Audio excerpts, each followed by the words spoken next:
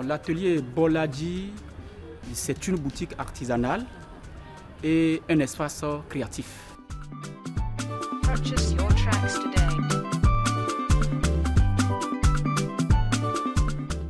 Je vous présente cette dalle.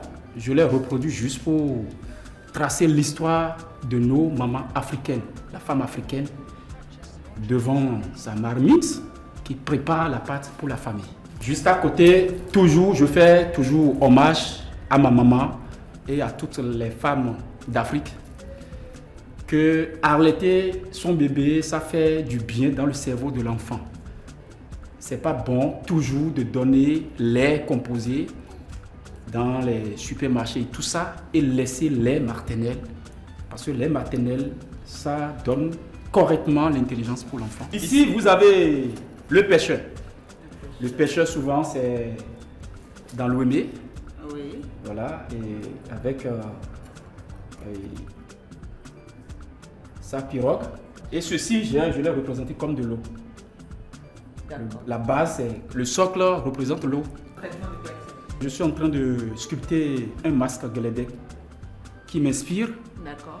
Et que l'euro, la tête, représente un serpent, le symbole de la divinité Dan, qu'on retrouve souvent dans la forêt de Ouida, forêt sacrée de Ouida.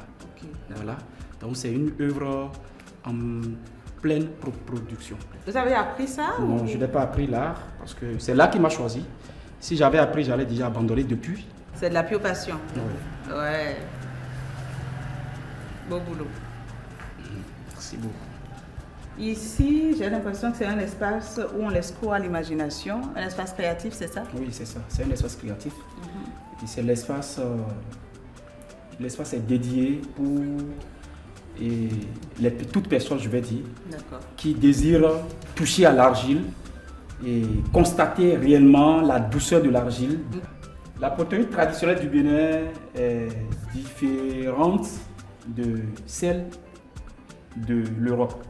Pourquoi? Parce qu'en Europe, c'est les outils professionnels, les tours et tout ça, il faut. Et ici, nous n'avons pas les moyens. J'ai commencé avec zéro moyen d'ailleurs. C'est pourquoi je suis parti prendre la fourchette de maman, et couteau de table et cuillère pour pouvoir enseigner aussi à eux aussi qu'on n'a pas besoin de grands efforts, de grands moyens afin d'aboutir à ces objectifs.